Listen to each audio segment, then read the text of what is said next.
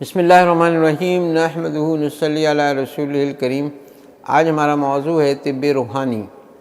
انسان اصل میں تین چیزوں سے مرکب ہے، ایک اس کا جسم ہے، ایک اس کا ذہن ہے، ایک اس کی روح ہے۔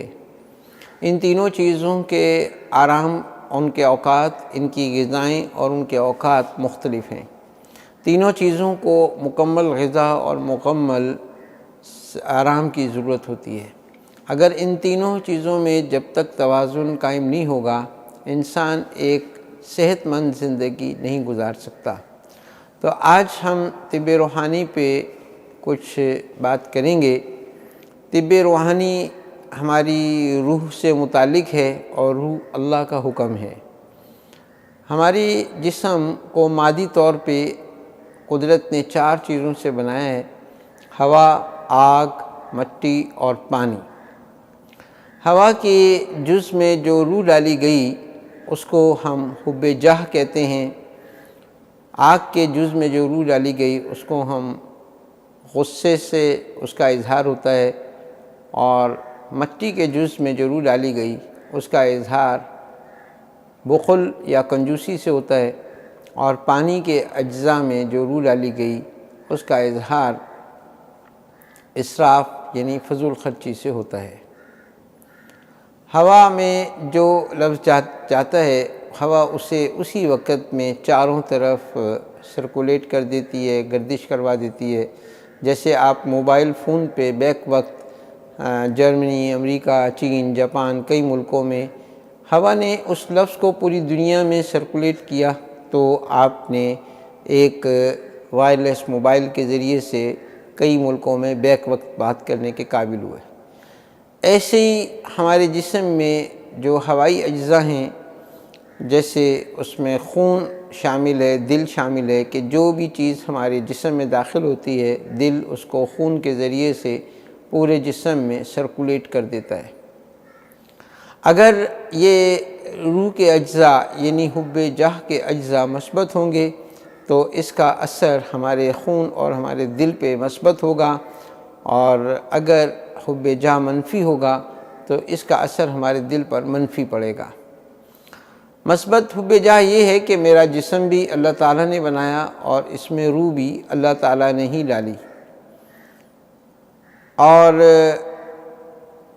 اس کا مقصد یہ ہے کہ جب میرا جسم بھی اللہ نے بنایا اور میری روح بھی اللہ نے بنائی تو مجھے اللہ تعالیٰ کا شکریہ ادا کرنا چاہیے اور اللہ کا شکر ادا کرنا چاہیے۔ اللہ تعالیٰ کا صحیح تعارف مجھے حضور صلی اللہ علیہ وسلم نے ہمیں کروایا، تو ہمارے دوسرے محسن حضرت محمد صلی اللہ علیہ وسلم ہیں، اور ان کا شکریہ ادا کرنا، ان کی تعریف اور ان کی بڑائی بیان کرنا، یہ حب جاہ کا مثبت ہے۔ میرے اللہ ایسے، میرے اللہ ایسے، میرے اللہ نے یہ کیا، ان کی نعمتوں، اس کے احسانات اور کا شکر کرنا، ان کی بڑائی بیان کرنا، اتنا کرنا کہ آدمی اپنا تعارف بھول جائے، یہ حب جاہ کا مثبت ہے۔ اور اس کا اثر دل کے اوپر مثبت پڑتا ہے، اور دل مثبت خیالات پیدا کرتا ہے، اور دل اور خون کی بیماریوں سے آدمی کی حفاظت ہوتی ہے۔ دوسری چیز حب جاہ کا منفی۔ حب جاہ کا منفی یہ ہے کہ میں نے یہ کام کیا، میں نے یہ بنایا، یہ کتاب میں نے لکھی، میرے بغیر گھر کیسے چلے گا، میری تعریف ہو، میری شہرت ہو، مجھ سے پوچھا جائے، مجھے نہیں جانتے میں کون ہوں۔ تو یہ چیزیں حب جاہ کا منفی ہیں۔ تو حب جاہ کا منفی جو ہے وہ دل کے اوپر منفی اثرات پیدا کرتا ہے اور دل میں امراض پیدا کرتا ہے۔ جیسا کہ ناظرین کرام آج کل آپ دیکھ رہے ہیں کہ ایک سے ایک تشخیص کے طریقے ایجاد ہوتے چلے جا رہے ہیں۔ ہم معالجین بطور معالجین ایک مریض کا سی ٹی سکین کرتے ہیں، ایم آر آئی کرتے ہیں، بایوپسی کرتے ہیں، ڈی این اے ڈیکوڈ کر لیتے ہیں۔ جو دوائی ہم استعمال کراتے ہیں 20 سال اس پر ریسرچ ہو چکی ہوتی ہے، اب مریض کیوں نہیں ٹھیک ہو رہے؟ شوگر کا مریض موت تک دوائی کھا رہا ہے، بلڈ پریشر کا مریض موت تک دوائی کھا رہا ہے، نزلے کا مریض موت تک دوائی کھا رہا ہے، کینسر کا مریض، بہت سارے امراض پہ کتاب پہلے ہی لا علاج کا لیبل لگا دیتی ہے۔ تو اتنی ریسرچ اور اتنی تحقیق کے باوجود اور اتنے قابل اور کامل معالجین کے ہوتے ہوئے بھی مریض ٹھیک کیوں نہیں ہو رہے؟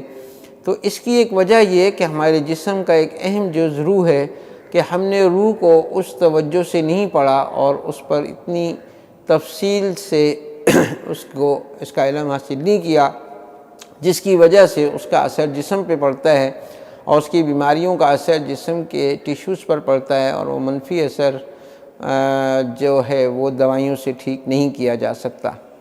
لہٰذا حب جاہ کو منفی سے مثبت میں لانے کے لیے آدمی کو اپنے تصور میں ہر وقت اللہ کی بڑائی، اس کی نعمتیں، اس کے احسانات، انبیاء اکرام کے واقعات، معجزات جو ہیں وہ اپنے تصور میں لا کے اللہ کا صحیح معنوں میں شکر ادا کرنا ہوگا، اور اللہ تعالیٰ کی جگہ جگہ بڑائی بیان کرنی ہوگی، اس کے احسانات کے مذاکرے کرنے ہوں گے۔ اسی طرح حضور اقدس صلی اللہ علیہ وسلم کے احسانات اور ان کی قربانیاں اور ان کی سیرت کو اپنے تصور میں رکھنا ہوگا۔